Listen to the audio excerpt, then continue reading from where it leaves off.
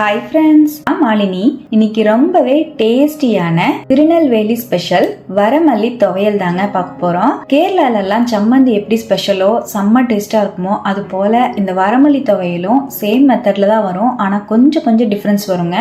Taste பாத்தீங்கன்னா அப்படி இருக்கும். சும்மா வெறும் சாதத்தோட போட்டு பிசைஞ்சு சாப்பிடவும் இட்லி தோசைக்கெல்லாம் வச்சு சாப்பிடவுமே சூப்பரா இருக்குங்க. ரொம்பவே டேஸ்டியான இந்த வரமல்லி துவையலை இப்ப ரொம்ப ஈஸியா எப்படி செய்யறதுன்னு பார்க்கலாம். வரமல்லி துவையல் செய்யறதுக்கு சட்டியில 2 டேபிள் ஸ்பூன் நல்லெண்ணெய் சேர்த்துக்கலாம். துவையலுக்கு நல்லெண்ணெய் சேர்த்து செஞ்சீங்கன்னா ரொம்ப டேஸ்டா இருக்குங்க. 50 கிராம் அளவு கொத்தமல்லி விதை சேர்த்துக்கலாம். நல்லா ஃப்ரை பண்ணிக்கலாம். கொத்தமல்லி அந்த ஆயிலேயே நல்லா செவந்து வறுபடணும், அந்த அளவுக்கு வறுத்துக்கலாங்க. இப்ப கொத்தமல்லி வறுபட ஆரம்பிச்சிருச்சு. இதோடவே 7-8 பல்லு பூண்டு சேர்த்துக்கலாம். சின்ன பல்லா இருக்கிறதுனால நான் 7-8 சேர்த்திருக்கேன். பெருசா இருந்தா ஒரு 4-5 சேர்த்துக்கோங்க. இதோடவே 5 காஷ்மீரி மிளகா, 3 நார்மல் வரமிளகா, ஒரு கொத்து கருவேப்பிலை சேர்த்துக்கலாங்க. கலரும் காரமும் சேர்ந்து வர்றதுக்காக காஷ்மீரி மிளகாவும் நார்மல் மிளகா சேர்த்திருக்கேன். நீங்க நார்மல் மிளகாயா இருந்தா 6-7 மிளகாய் ஆட் பண்ணிக்கோங்க. காரம் கொஞ்சம் தூக்கலா இருந்தா டேஸ்டா இருக்கும். ஒரு சின்ன நெல்லிக்காய் சைஸ் அளவுக்கு புளி ஆட் பண்ணிக்கலாம். இப்ப நம்ம எல்லா பொருளையுமே மல்லியோடவே சேர்த்து நல்லா வதக்கி எடுக்கணுங்க. நல்லா ரோஸ்ட் பண்ணி எடுத்தோம்னா தான் துவையலை ஒரு வாரம் கூட நம்ம வச்சு சாப்பிடலாம். பாருங்க, மல்லி விதை வரமிளகா எல்லாமே நல்லா வறுபட்டுருச்சு. புளியும் இதோடவே சேர்ந்து நல்லா வறுத்து விட்டுட்டு இதோடவே எந்த கப்ல வரமல்லியை எடுத்தோமோ அதே கப்ல 1 கப் அளவு தேங்காய் சேர்த்துக்கலாம். 1 கப் கொத்தமல்லி விதைக்கு 1 கப் அளவு துருவின தேங்காய் சேர்த்துக்கணுங்க. அப்பதான் டேஸ்ட் சூப்பரா இருக்கும். தேங்காய் துருவலையும் சேர்த்து தேங்காயோட ஈரத்தன்மையெல்லாம் போயிட்டு நல்லா வாசம் வரும், அந்த அளவுக்கு வறுத்து விட்டுக்கணும்.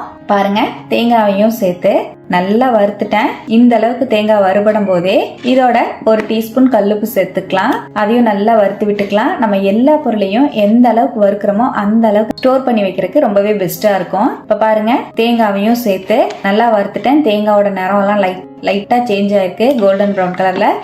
நல்லா வாசமும் வர ஆரம்பிக்குதுங்க. இப்ப இந்த அளவுக்கு நல்லா வறுத்துட்டு இதை அப்படியே மிக்ஸி ஜாருக்கு மாத்திக்கலாம். உங்ககிட்ட அம்மி இருந்தா அம்மியில அரைச்சு செய்யுங்க, அவ்வளோ டேஸ்டா இருக்கும். நான் மிக்ஸி ஜார்ல நம்ம வறுத்த பொருள் எல்லாத்தையுமே மாத்திக்கிறேன்.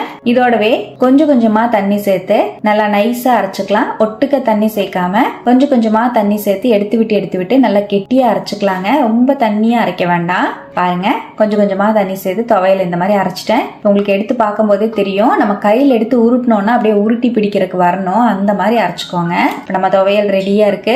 ரொம்பவே டேஸ்டியான துவையலுங்க. வீட்டுல கொஞ்சம் அலுப்பா இருக்குன்னா சாதம் மட்டும் வச்சுட்டு இந்த துவையல் செஞ்சு வச்சுட்டீங்கன்னா எப்ப வேணாலும் நீங்க எடுத்து சாப்பிடலாம். சூப்பரா இருக்கும். ஃப்ரிட்ஜ்ல 1 வீக் வரைக்கும் ஸ்டோர் பண்ணிக்கலாங்க. இந்த துவையலோடவே நல்லெண்ணெயோ நெய்யோ விட்டு சாப்பிட்டீங்கன்னா அப்பா அல்டிமேட்டா இருக்கும். கண்டிப்பா செஞ்சு பாருங்க. நான் இன்னைக்கு கஞ்சியோட இந்த துவையல் வச்சு சாப்பிட்டுருந்தேங்க. அவ்வளோ சூப்பரா இருந்தது. தயிர் சாதம், வெரைட்டி ரைஸோட எல்லாம் வச்சு சாப்பிட சூப்பரா இருக்கும். செஞ்சு பார்த்துட்டு எப்படி வந்ததுன்னு கமெண்ட்ல மறக்காம என் கூட ஷேர் பண்ணுங்க. நம்ம சேனல் இப்பதான் ஃபர்ஸ்ட் டைமா பாக்குறீங்கன்னா சப்ஸ்கிரைப் பண்ணி பக்கத்துல இருக்கிற பெல் ஐகானையும் பிரஸ் பண்ணி வச்சுக்கோங்க. லைக் பண்ணுங்க. ஃப்ரெண்ட்ஸ் அண்ட் ஃபேமிலியோட ஷேர் பண்ண மறக்காதீங்க ஃப்ரெண்ட்ஸ். தேங்க்யூ.